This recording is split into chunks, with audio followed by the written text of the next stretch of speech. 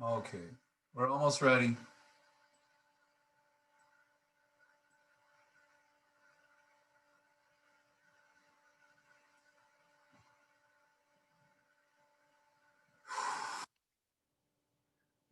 Let's see.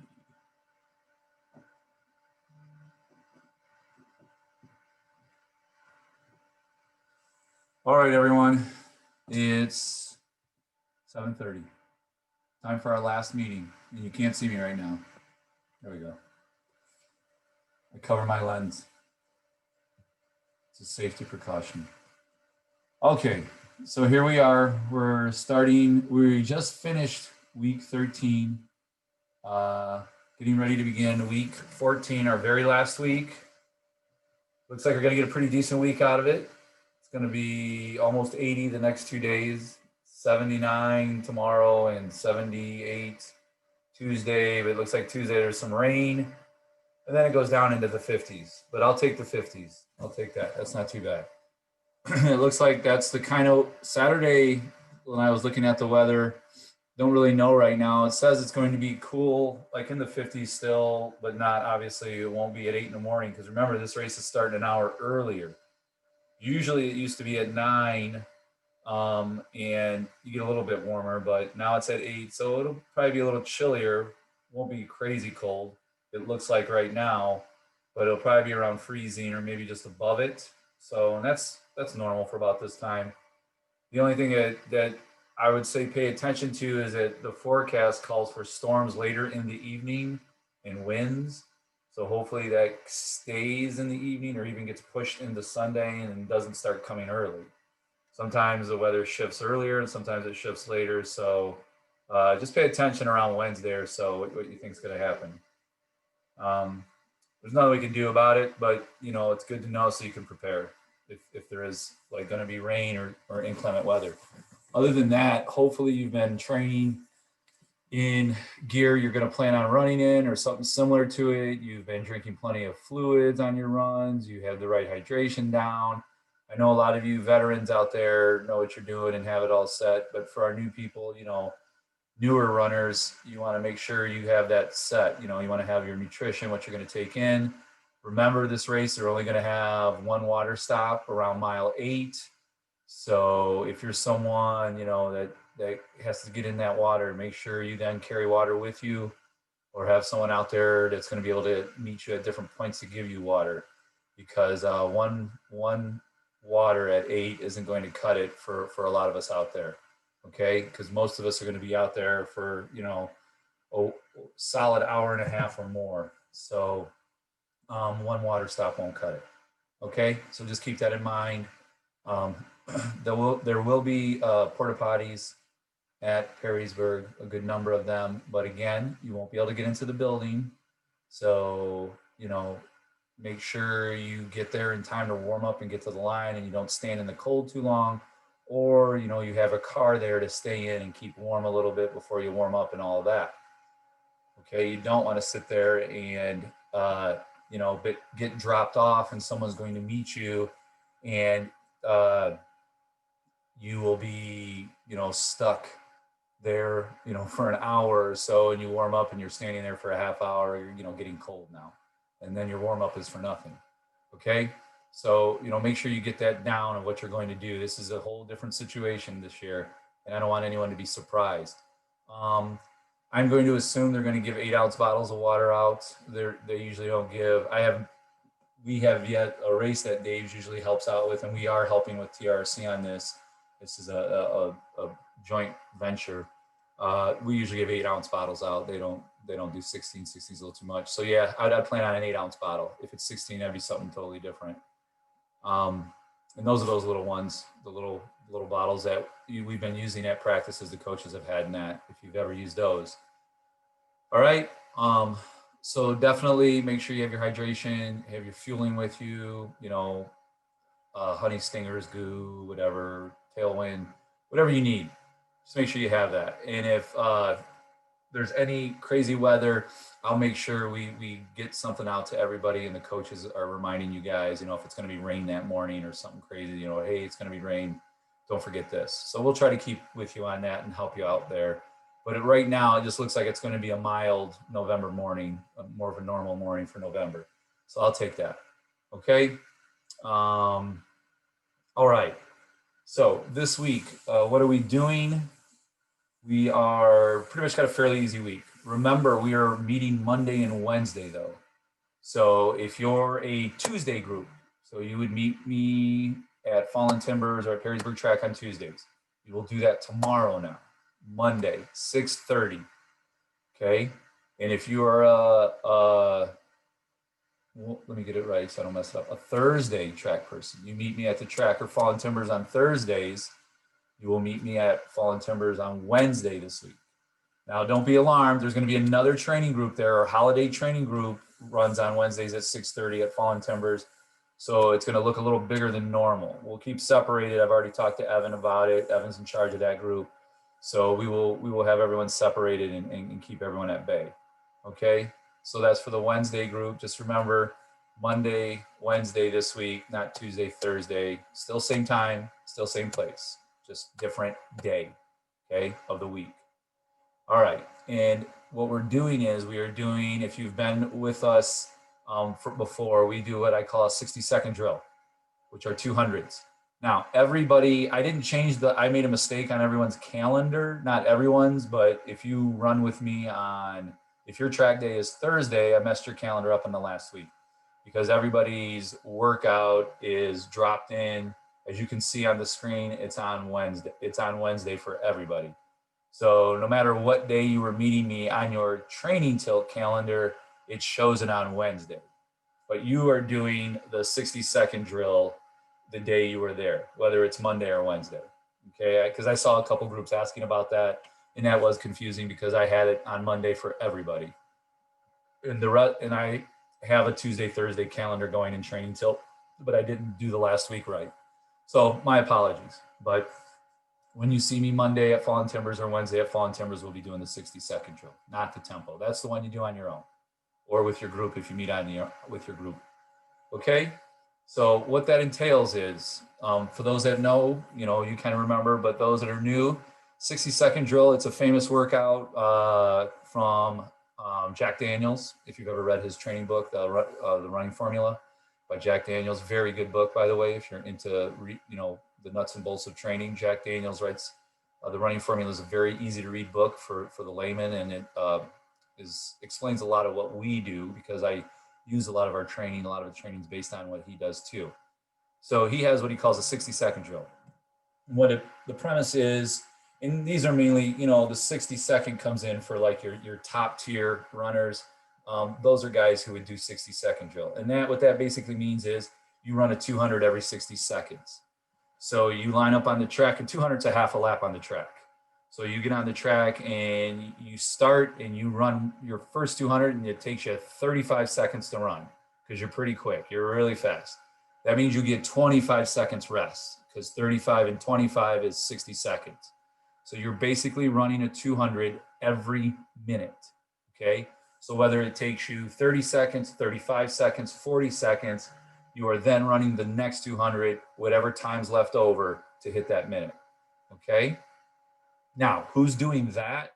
Just the first group, because, most of us, it's going to take us close to 60 seconds to get to the 200. So it makes no sense, because actually a 200, that's a 2-minute quarter. So that's really 8-minute pace. If you're running a minute for every 200, that's an 8-minute mile. And so that's faster than some of our race paces. So obviously everybody isn't going to do 60-second drill. It wouldn't make any sense. So here's the breakdown, and I'm going to post this in Training Tilt, and I will have it in the email for everyone in case someone misses it, and I'm sure your coaches will remind you. But here's how it's going to look for us when we're with me. Or if you have to do it on your own, this is the way you know what to do. Let me move that a little bigger. So here are the pace groups right here. So like I said, you're going to run a 200 or 0.12 on your Garmin if you don't meet with us. I will have a measured 200 for us. Don't worry. Sub 7 to 8-minute pace group, they're going to do one every 60 seconds. So their job is to get one in every 60 seconds. Okay, then the next three groups, 8:01 to 8:30 pace, 8:31 to 9-minute pace, 9:01 to 9:30 pace. You're going to do a 200. Well, sorry, the 8:01 to 8:30 pace, I'm keeping you at 70 seconds. Then those next two groups, 8:31 to 9 and 9:01 to 9:30, you're going to do a 200 every 75 seconds. Okay, so every minute 15. So if like the 9:01, 9:30 group, it takes them 55 seconds to run a 200, they get 20 seconds before they got to run the next one. All right. Then we go to the 9:31, 10-minute pace group, 30 seconds rest after you run a 200. So now we're switching from when do you run one to how much rest you get after you run one, just because it's a little easier to switch it over to this now. Okay, so what will happen is 9:31 to 10 minutes, you'll get 30 seconds rest. 10:01 to 10:30 pace, 30 seconds rest. Everybody does. It will last 1, 2, 3, 4, these 5 groups right here. From 9:31 to 12-minute pace, you will get 30 seconds rest after each 200. And then I don't know how I deleted that, but the other group is supposed to be 45 seconds rest after each 200. Sorry, I must have leaned on the delete key or something.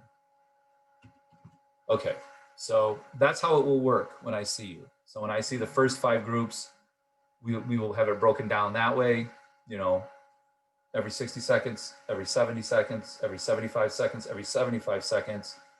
And then our 9:31 to 10-minute pace group will have 30 seconds rest after each 200. So that will be for tomorrow. And then those other groups will follow the same format. Okay?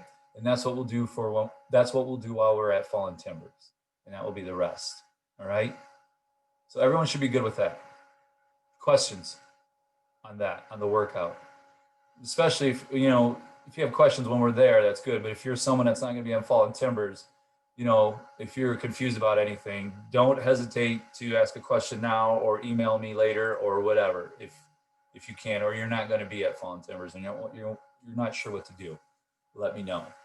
And just to keep everything transparent and let everyone know, we've had to shut another group down this past week. They had to shut them down Saturday, and they're not going to be able to meet tomorrow because someone, not in the group, but someone they were exposed to had tested positive for COVID, and now they are feeling symptoms and are getting tested.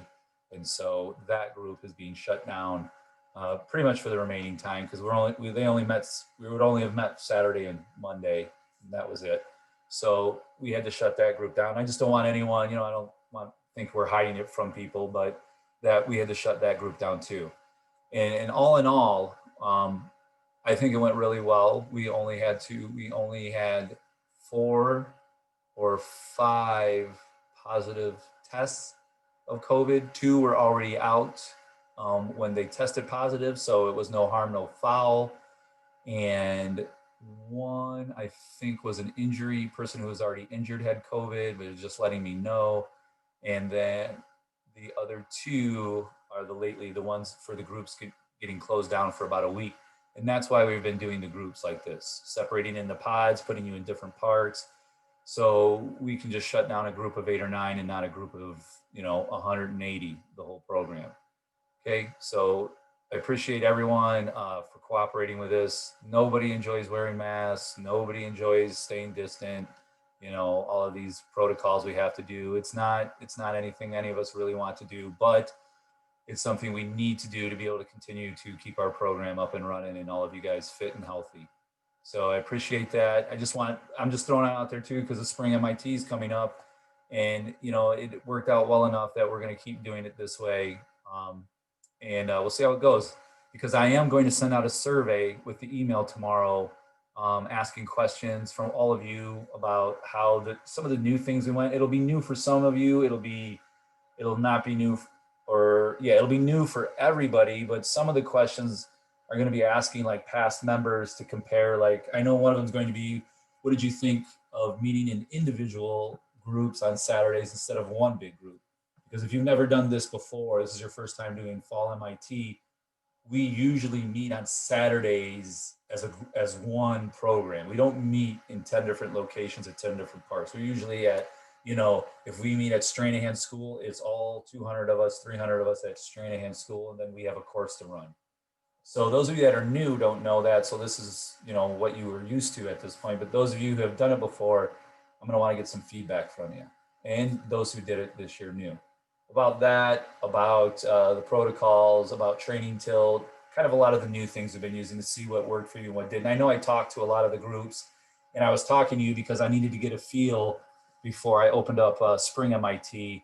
And you can see that's why there's a separation for Spring MIT of remote and in-person. We're not going to do really a hybrid this time. We're going to keep remote, and we're going to keep in-person off of training tilt, because we're going to get a lot more remote people this time around too. And it's going to get a little trickier for me to keep the two separate, so to speak. Okay. Now, let's see. What we're going to do is for this week, I'm trying to think of, just make sure I cover everything since this is our last meeting. Yeah, so since this is our last meeting, yep, a few things. I'm going to send out an email too, and it's going to have some key points for the race, but just a couple things to remember. We already talked about the hydration. We already talked about dressing for the weather. You know, make sure you have the right gear. Make sure you trust what you've been doing these last 14 weeks. That's the big mantra we always say too, is trust the training. Make sure you are fit. You know, everyone is fit. Everyone has been doing everything. So trust what you've been doing. Trust that you'll be fine. Do not get caught up in that first couple miles. Stay conservative. Hit that pace or a little slower than pace those first few miles. Because like I said, these races, once you get past 10K in racing, it becomes a race of attrition a lot of times. You know, it's about holding pace. It's about keeping and maintaining your goal pace for 13 or 26 or how many ever miles you are doing. You know, it's a little trickier than just a 5K, 10K. So make sure you stick to your plan, stick to your training, be prepared for things, you know, have a couple different plans. You know, what if you do go out too fast? You know, what are you going to do? Are you just bagging it and then running the next 10 miles, jogging it in? No, have a plan for what's going to happen if you do go out a little too fast. Have a plan if you go out way too slow. What happens? You know, am I going to try to just kick it in? You know, right after I figure out I'm going too slow? You know, have some ideas if some things get thrown at you. Okay. You know, be able to be ready to deal with situations.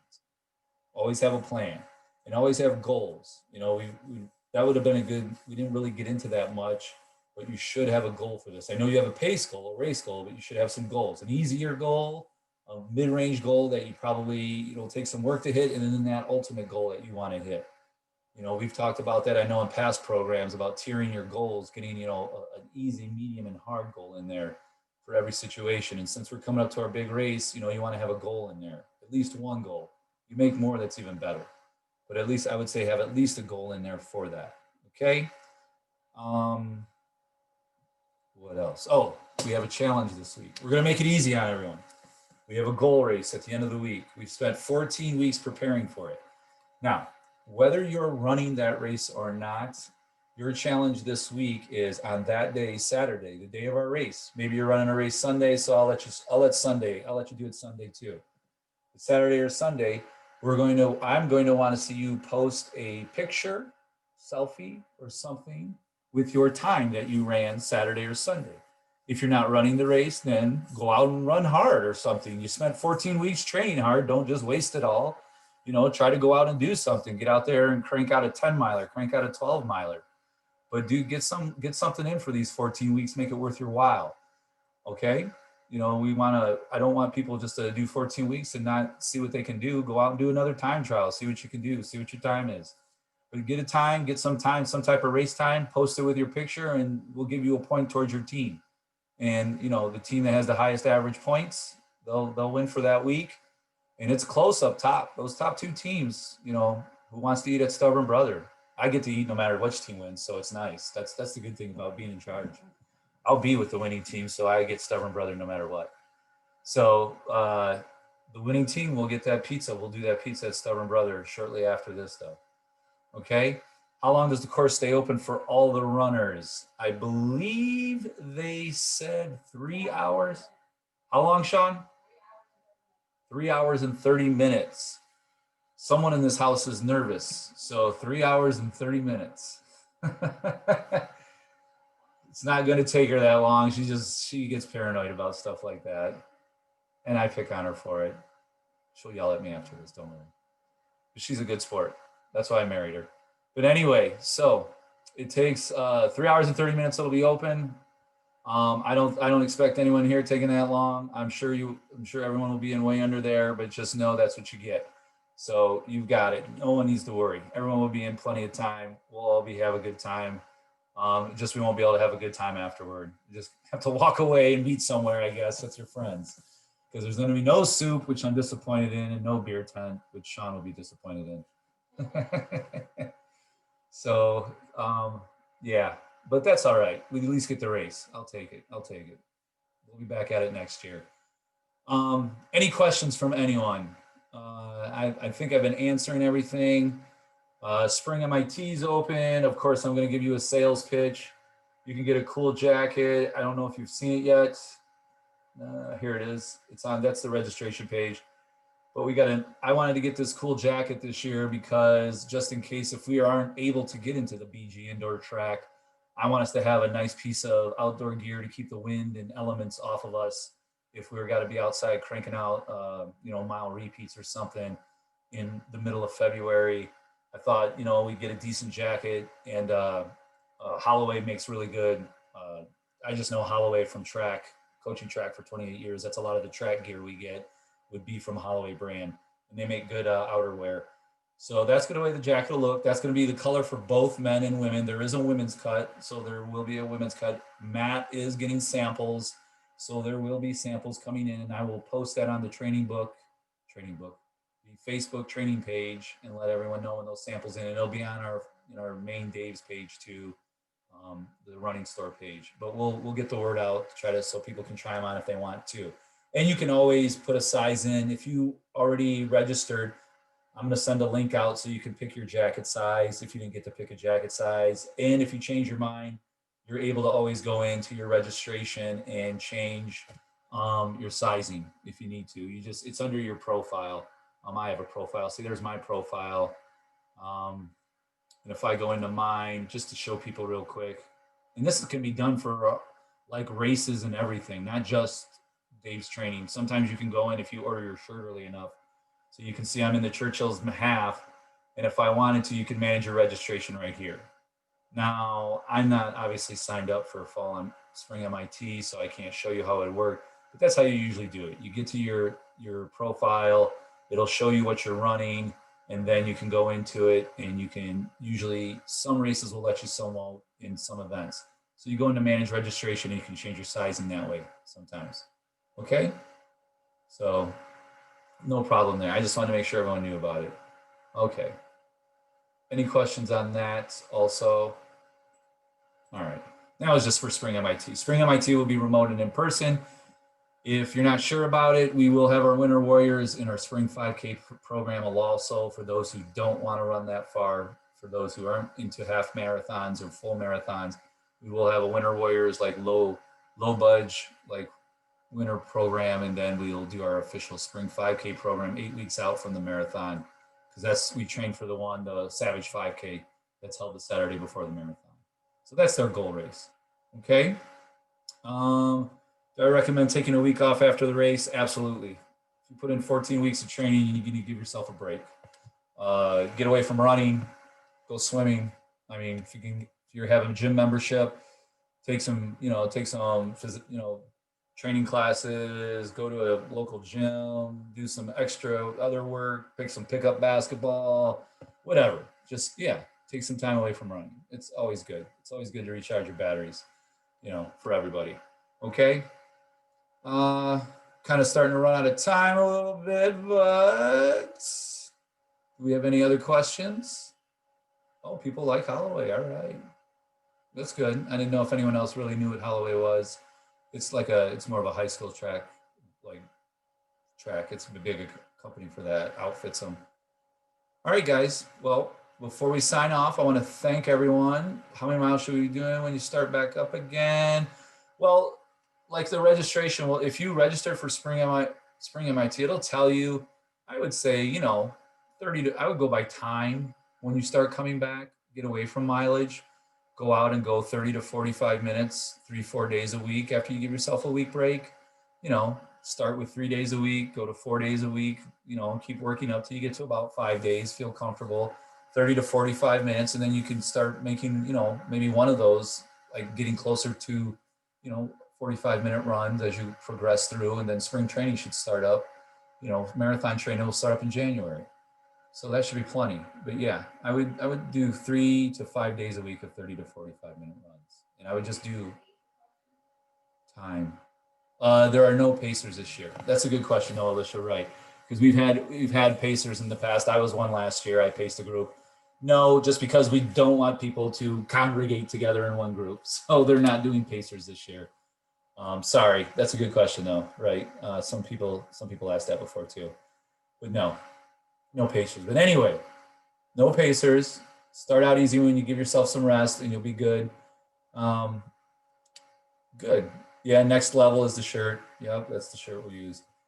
But anyway, on behalf of the coaches and myself, I want to thank all of you guys. You guys made this a really good season. The Metro Parks were just so glad we were there and we followed protocols because we're an example setting for other people. And they are letting us come back in the winter, even though they're like still not letting people really into like big groups into the park. They are going to let our small groups into the park because we work closely with them and we do follow protocols. And so they like seeing that because it makes everyone else in the park see an example of how you should do things when you're there. So we're going to use some parks again in the spring, the ones that'll be available if there's snow and wind and everything on the ground. We'll take advantage of those parks and we'll try to get to where we can. But I appreciate everything, guys. I will be at Churchill's. I will be out there. So I hope I see everyone there. Come up and say hi, you know, 6 feet away, be socially distant, and we'll all have a great time. We'll have a great race. And I'm excited to get this going this week and to see what we can do Saturday. Pumped for it. I'm pumped for Churchill's. I love Churchill's, one of my favorite races in the area. Okay?